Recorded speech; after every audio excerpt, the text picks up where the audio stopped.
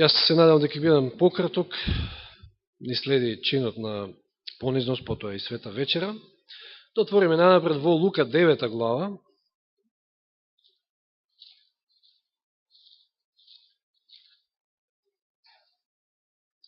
Лука 9, ќе читаме од 28 стих, па таму некаде до 35. И на околу 8 дена по овие зборови ги зеде со себе Петра, Јована и Јакова и се искачи на гората да се моли. И доека се молеше, неговото лице се измени, а облеката му стана бела и сјајна. И ете, два човека разговараа со него, тоа беа Мојсей и Илија, кои се јавија во слава и говореа за неговиот излез, што требаше да го заврши во Иерусалим. А сонот ги совлада Петра и неговите другари. А кога се разбудија, ја видоа неговата слава и двајцата мажи кои стоеја со него. И кога тие се разделуваа од него, Петар му рече на Исуса: Учителе, добро е да сме тука, ќе направиме 3 шатори, еден за тебе, еден за Мојсей, еден за Илија, не знаејќи што зборува. И доека тој уште го зборуваше тоа, дојде облак и ги засени и се исплашија кога влегува во облакот. А од облакот дојде глас кој велеше: Ово е мојот син, мојот избраник, слушајте го него. Ова е случајот со преображението, на гората на преобразувањето, каде што ќе се јават Мојсей и Илија. Но малку поопширно околу тоа, ќе читаме малку дел од коментарите од Копнежот на вековите. Она на што ќе обрна внимание е дека Петар, Јаков и Јован, тројцата кои што секојаш биле најблиско до Исуса, заспале. И за малку ќе испуштиле еден драгоцен момент.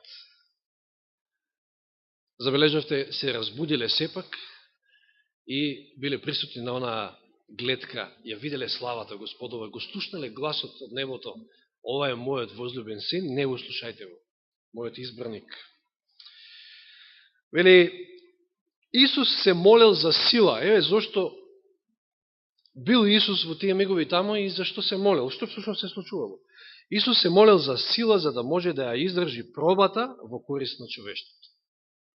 Она што набрзо после ќе се случи. Тој чувствувал потреба со нова сила да се потпре на семокниот, бидејќи само на тој начин можел да размислува за еднината. Исто така тој ги излеал копнежите на своето срце за своите ученици. Значи, покрај за себе се молил и за своите ученици. Со цел во часот на силите на темнината да не се поколеба нивната вера. Да бидат цврсти, да издржат.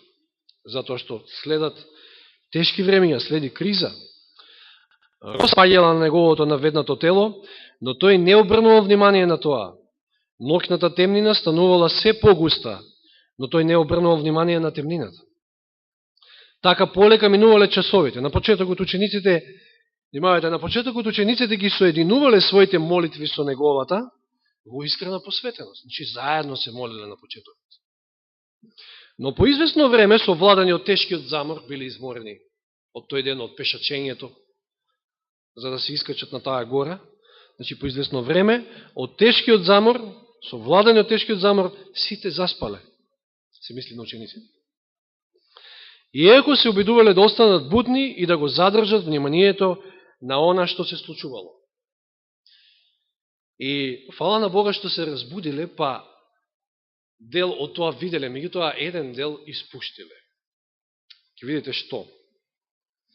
Исусовата молитва била услишена и се јавиле Мојсей и Илија да го закрпат, да го охрабрат, и после известно време ќе се разбудат учениците. Вели, бидејќи биле совладани од сонот, учениците слушнале малку од она што Христос и небесните гласници меѓусебно зборувале. Значи, слушнале, но слушнале малку, заради тоа што заспале. Че видите, кога спиеме, можеме да испуштиме некојаш драгоцени мигови. Можеме да испуштиме малку, можеме да испуштиме и се. Верувам дека никој денеска не спие овде. Бидејќи биле совладени од сонот, учениците слушнале малку од она што Христос и небесните гласници меѓусебно зборувале. Бидејќи не останале будни и не се молеле, тие не го примиле она што Бог сакал да им го даде. Сознанието за Христовите страдања и славата која ќе настапи потоа. Ова го испуштиле и заради ова ќе дојде онаа криза во Гециманија за нив. Кога многу му требале на Исуса, многу му требало поддршка во тие мигови кои му било најтешко, но се сеќавате и тогаш заспале. Заради тоа што овде заспале и испуштиле драгоцени мигови, вика, бидејќи не останале будни и не се молеле, тие не го примиле она што Бог сакал да им го даде, а тоа е сознанието за Христовите страдања, она што и често пати тој ќе им го наговестува, меѓутоа тие имале сосема други видици за тоа, како Христос ќе седне ќе се зацари во царството кое што ќе биде тука на земјата, така мислеле. Тие го пропуштиле благослово што можеле да го добијат, учествувајќи во неговото само пожртвување. Тие ученици бавно верувале во своето срце, малку го ценеле благото со кое што небото сакало да ги избогати.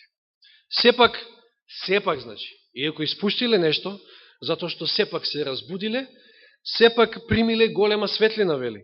Се увериле дека целото небо знае за гревот што го направил еврејскиот народ, отфрлајќи го Христа. И биле дадени појасни поими за делото на откупителот. Со своји очи виделе и со своји уши слушнале работи што се надвор од досегот на човечкото сваќање. Тие биле очевидци на неговото величество и сватиле дека Исус навистина е Месијата, за кого сведочеле патриарсите и пророците, и дека како таков го признала небесната вселена, нели, слушајќи ги оние зборови од небото, од Отецот. Значи, нешто испуштиле, но сепак нешто и не испуштиле, драгоцено. И сега доаѓаме во Марко 14 глава, во онаа ситуација, кога Исус се наоѓа во Гециманија. Марко 14 глава, 32 стих. И дојдоа до местото по име Гециманија, значи не една друга гора сега, на Маслинската, и им рече на своите ученици: седете тука додека се молам. И го зеде со себе. Ги зеде со себе Петра, Јакова и Јована, повторно овие тројци. Се натажи и почна длабоко да се вознемирува. Тоа сигурно било забележано од нивните очи. Бил вознемирен како никогаш и натажен како никогаш. И им рече: мојата душа е нажалена до смрт, останете тука и бдејте. Останете тука, бидете будни, бдејте, молете се. Ми треба подкрепа. И отиде малку подалеку, падна на земјата и се молеше, ако е можно да го одмине тој час. И велеше: Ава, татко, се е можно за тебе, отстрани од мене оваа чаша, но не како јас што сакам, туку како ти. И дојде и ги најде како спијат. Не бдеат, не се молат. Спијат. И му рече на Петра: Симоне, спиеш ли? Не можеш ли да бидеш буден еден час? Дејте и молете се за да не паднете во искушение. Духот е бодар, но телото е слабо. И пак отиде и се помоли, изговарајќи истата молитва. Кога се врати, пак ги најде како спијат, зашто очите им беа натежнале и не знаеа што да му одговорат. Сонливи, спијат. И дојде по трет пат и им рече: се уште спиете и почивате. Доста е, часот дојде. Еве го предаваат човечкиот син во грешнички раци. Станете да одиме, еве наближи мојот предавник. Забележувате, на гората на преображението спијат. Ете, фала на Бога, сепак не испуштиле се, но како резултат на она што го испуштиле, сега кога е најголемата криза, кога доаѓа најголемата криза, кога на Исуса му требало подкрепа, тие повторно спијат. Иако 3 пати ги моли, односно 2 пати, нели? И третиот пат веќе ги буди за да тргнат да одат. Спијат. Минатиот пат нешто начнавме, а вчера почнавме да проучуваме последната глава од Христови параболи, односно главата која што се занимава со параболата во 25 глава Матеј, каде што повторно гледаме 10 девици и сите 10 девици, поради тоа што задоснил младоженецот, заспале. И гледаме на многу места. Спиење, некоја летаргичност, поспаност. Што е со Божиот народ? Нели, тоа е сцена, тоа е опис, Матеј 25 глава и онаа парабола, токму за состојбата на црквата во последното време, непосредно пред второто Христово доаѓање. Трета глава Откровение. Пораката до Лаодикеја. Да не ја читаме цела. Знаеме за што станува збор. Знаете, таа духовна летаргичност, поспаност, малодушност може да настане заради тоа што ќе олади љубовта. А љубовта оладува заради тоа што се множи гревот. Дали гревот е причина? Што е причина? Дали самодостатноста, дали она што кажавме минатиот пат? Нам не е потребен Господ, ние сакаме самите со себе да управуваме, а Светиот Дух не може да навлезе во едно такво срце, за да бидеме будни, за да бидеме живи, за да бидеме исполнети со Божјата љубов. Што е причината? Во пораката до Лаодикеја, Исус стои надвор и чука на вратата. 20 стих, еве, стојам на вратата и чукам, ако некој го чуе мојот глас и ја отвори вратата, ќе влезам при него и ќе вечерам со него и тој со мене. Тоа сака Исус. И ова е зачудувачки слично со неколку стиха во Песна над песните. Да отвориме во Песна над песните. Знаете ли зашто е оваа песна?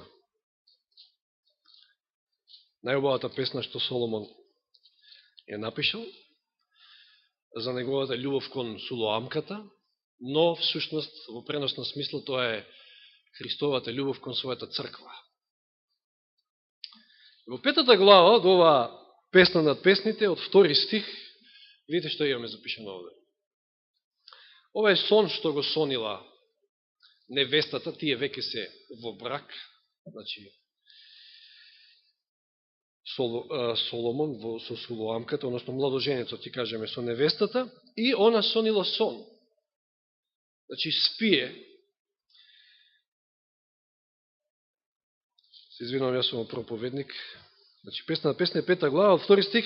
Јас спијам, вели таа, но моето срце бдее. Сега, спи или не спие? Некојаш може би сме били во ваква некоја ситуација. Ем спиеме, ем не спиеме. Поспани сме. Вели, јас спием, но моето срце бдее. Од ненадеж глас. Мојот возлюбен ми подчукнува. Чука на вратата. И вели, отвори ми, сестро моја.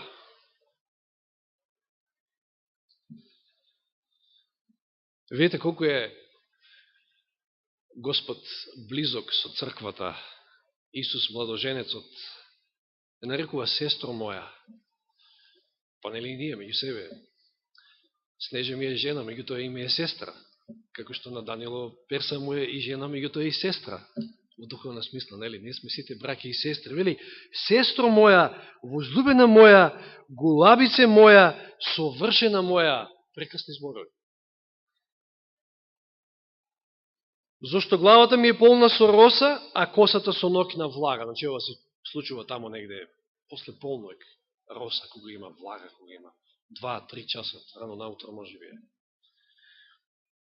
И сега, би требало да очекуваме невестата веднаш да скокне од креветот и да му отвори на својот љубен. Затоа што претходно во 4 глава и претходно имале прекрасно искуство, дружење меѓу себе. Се зеле од љубов. И вели 3 стих, јас облеков, вели невестата, мојата облека, како да ја облечам сега? Ова е нешто што не е за очекување. Изговор. Како сега се соблеков во пижама сум, сега пак да станам се облекувам па да те отварам.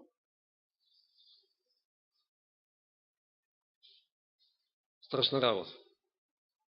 Страшна работа. Господ Исус, кој што дал се за нас, 20 кусор предавање имавме за неговата љубов, таа љубов агапе. Се дал себе си. Господ Отецот го дал и својот единороден син. Ништо не задржал од нас. Се направил за нас. Ни го дал целото небо.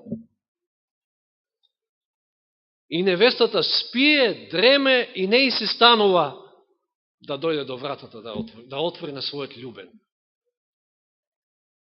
Летаргија, духовна летаргија. Вели, ги измив нозете, продолжува со своите изговори. Ги измив нозете, како да ги изволкам сега пак. Сега не знам во тие тогашни услови, или далеко се од оние наши денешни услови, меѓутоа, што толку ќе се изволка до вратата, не знам сега.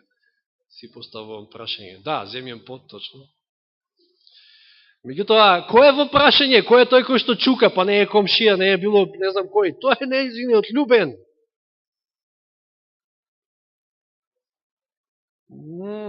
Оладило нешто, а?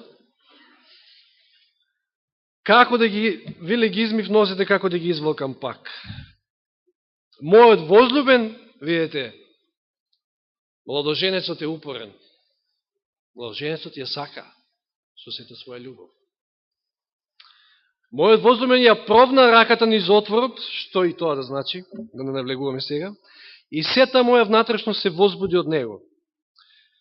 Се обидува младоженецот да влезе кај својата невеста. И тогаш, вели во 5 стих, станав, за да му отворам на мојот возлюбен, а од мојата рака капеше смирна и потечи низ прстите на рачката на кучалката. Доказ за неговото присуство. Му отворив на мојот возлюбен, че сепак невестата му отворила. Но тој веќе се беше оддалечил и исчезнал. Видите, кога спиеме, што можеме да испуштиме? Му отворив на мојот возлюбен, а тој веќе се беше оддалечил и исчезнал. Тие повторно после ќе се најдат, меѓутоа овој Исичок посебно многу подсетови на веста на Лаодикеја, каде што Исус е надвор и чука. И невестата се двоуми дали да стане, па изговори, па поспана е, па не и се станува. Останав без див кога замина. Го барав, но не го наедов. Го викав, но не се одзива. Знаете, најчесто кога ќе изгубите нешто, па после го имате ова чувство на колку тоа ви значило, колку тоа било вредно. Ме сретнаа стражарите кои го обиколуваат градот, ме бија, ме рани и ми ја зедоа на метката чуварите на зидовите. Дури и незгода и се случило. Ја разголиле. Ве заколнувам, ерусалемски керки, ако го сретнете мојот возлюбен, што ќе му речете? Видите која е пораката. Ова е самото по себе проповед. Дека јас изнемоштувам од љубов. Во другите преводи стои, мислам во Даничиш Караджич и Кинг Джеймс, јас сум болна од љубов, вели. Да, али изнемоштувам од љубов е многу по-прецизно, тоа е точно, меѓутоа сега да кажам како го опишала тоа невестата.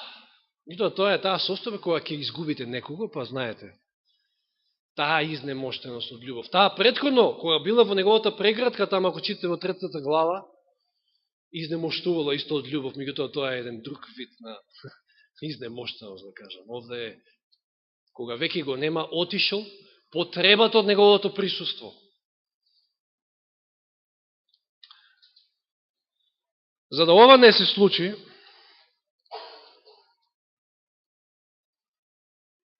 решението е следно. Евреите 12 глава. Значи, за сета летаргичност, поспаност, која што признале ние или не, ама се случува. Или кога долго време сте во црква, па очекувате Христос да даде, па никако го нема, знаете, па 50 години сум во црква, па уште го нема. Може тоа да ве доведе до поспаност, може гревот, кој што ќе олади љубовта кај вас и нема да имате толку интерес за младоженецот.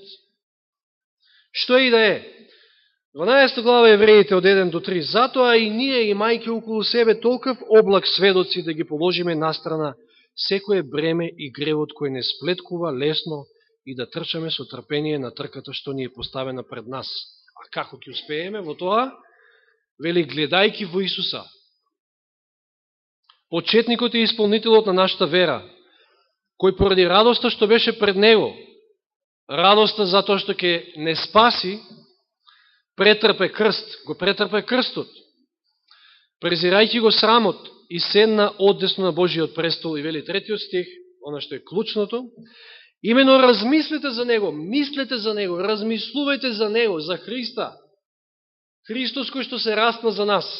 Значи, повторно она порака што ја среќаваме од сестра Елен Вајд, да размислуваме за тие последни мигови од неговиот живот, еве како што размислувавме и во пулката овој ден. За неговата жртва, за сето тоа што тој го направи, затоа што често пати губиме од вид што се Господ направи за нас. Затоа може би лади љубовта кај нас. Размислувајте за него, кој претрпе од грешниците такви противења и против себе си, за да не се истоштите, за да не се изнемоштите и да не станете малодушни. Светата вечера е токму еден таков момент кога ние повторно се подсетуваме на Христовата жртва, на неговите страдања, на сето она што тој беше спремен да даде за нас. И крстот Голготски е оној миг каде што ја гледаме таа негова љубов, агапе. Колку тој не љуби нас. Затоа треба често пати, мислам затоа и почесто пати апостолите во тоа време се причестувале, затоа што, како што и брат Зоран кажа, тоа не подсетува токму на неговата жртва. Може би ние треба почесто да се причестуваме, меѓутоа како и да, ете, редот е таков, сепак никој нам не ни брани да ние секојдневно се сеќаваме на тоа што Исус направи за нас. Секојдневно ни стои крстот пред наши очи, секојдневно ни стои таа голема жртва што ја даде за нас. Да не забравиме и денеска, токму преку тоа вино и тој леп, ќе се подсетиме на неговите страдања, неговата жртва што ја даде, затоа што се радуваше дека ќе собере мноштво со себе на спасени. Нека му е слава нему. Амин.